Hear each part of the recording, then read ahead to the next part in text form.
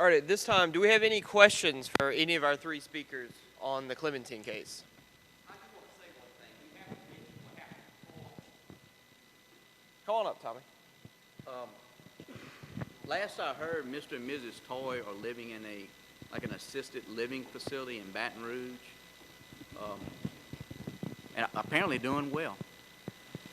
Their house was foreclosed upon, and they put him in the assisted living center, and they're on Medicaid, so we're paying for them to be there.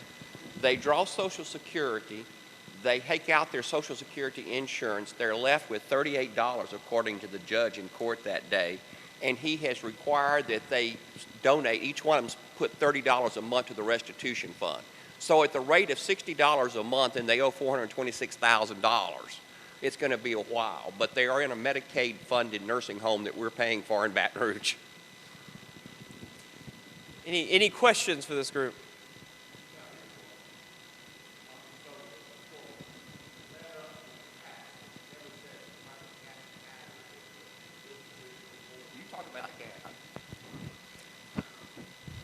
Orion Analytical found a lot of cat hair embedded in the paints of the forgeries. And what I had talked about, just in summary, and I kind of glossed over it real fast, but the conditions that we found in the house, the conditions with the animals living in the house, the paints that were present, the tools that were present in the house were, according to Mr. Jamie Martin's findings with Orion, is the forgeries that he analyzed, the materials used, the stuff that he found on the paintings was consistent with what we found in that house. So there was a lot of cat hair embedded in dry paint, basically. Other questions? Yes, ma'am.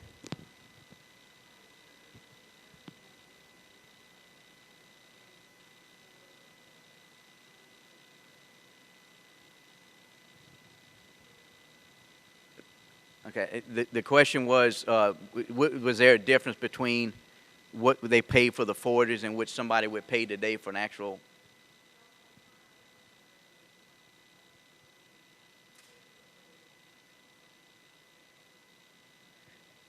I think they were sold, from the records that I reviewed and the interviews that I've conducted and the reports I read on other interviews,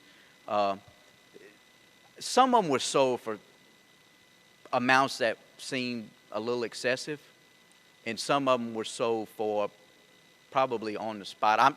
I don't know I don't want to praise that stuff, but from what I know and when I'm talking to people, I think they were sold probably about right, but I know there were some that were sold that were, you know, it all depends, like any type of art, it all depends on what someone's willing to pay. So. I just want to add a footnote, because I know some of the victims. I found him, and what happened was they charged based on what they thought you could pay. You might sell me a fake one for $3,000, and they sold a wife of an oil company man in Texas. They charged $12,000. It was kind of pay as you could. Other questions? Yes.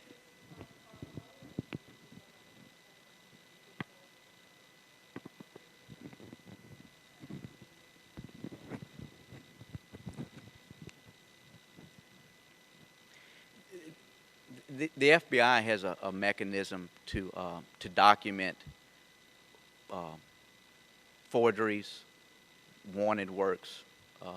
I know there's the art loss register, but they mostly deal with stolen works.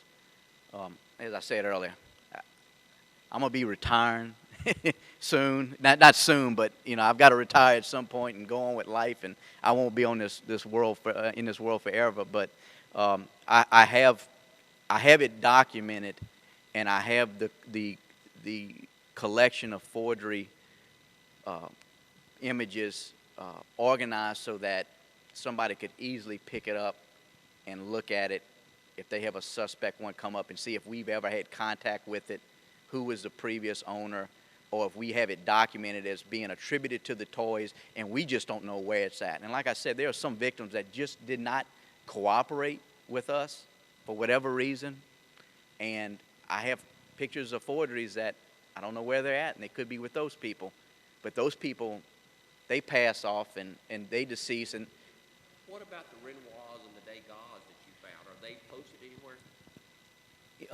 no, they're not posted anywhere. And unfortunately, there was no court order in place with this investigation. Where, like the Matisse, for instance, I know who, technically, the guy that bought it from Mr. Toye to sell later on and make a profit. I've got to give that back. And I ask these people to do the right things and mark these things so that they don't come up again, because I don't want to have any more victims in the future.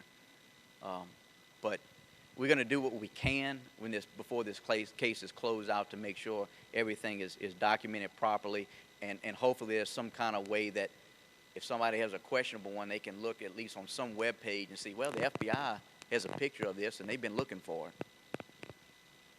Other questions? Yes, ma'am.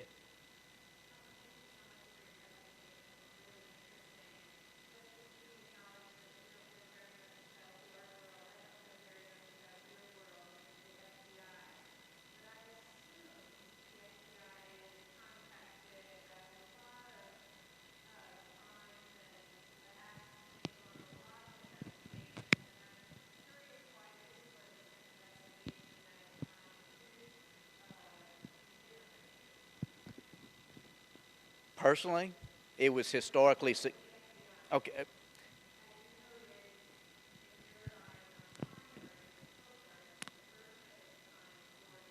Right.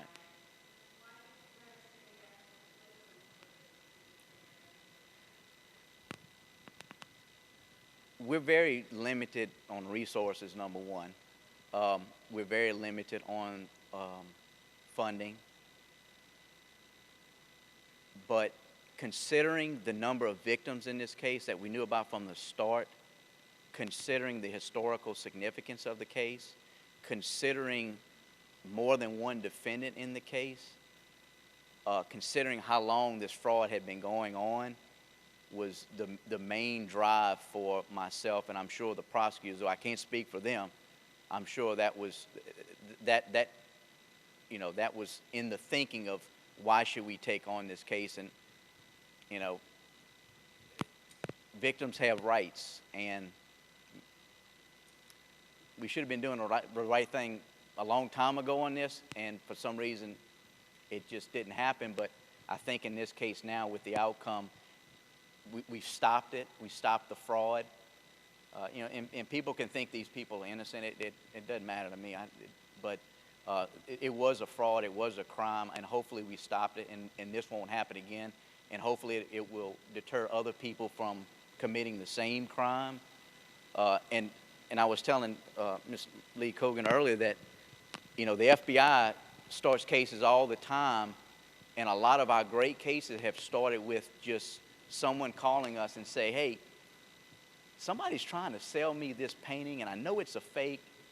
I don't know. But until we get calls like that, until we get information like that, we don't know about crime. So I would encourage, since you guys are in this conservation field and have this interest, that if you think a crime is being committed, contact a law enforcement agency, whether it be the FBI or not.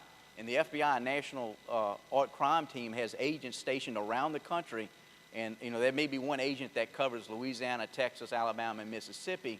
I'm not on that team. I'm not one of those agents.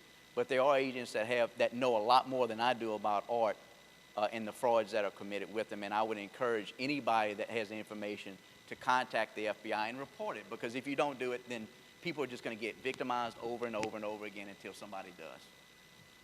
Yes, ma'am.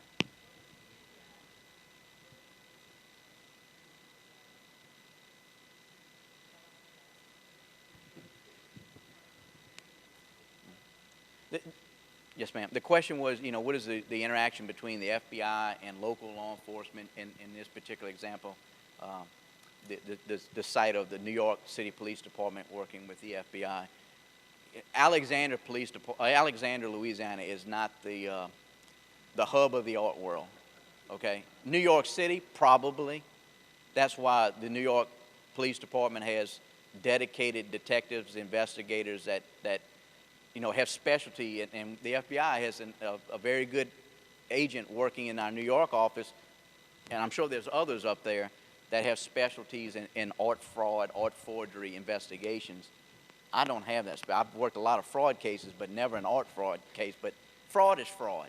You can apply the same investigative tools to a white-collar mortgage fraud as you could to this, and that's what I did.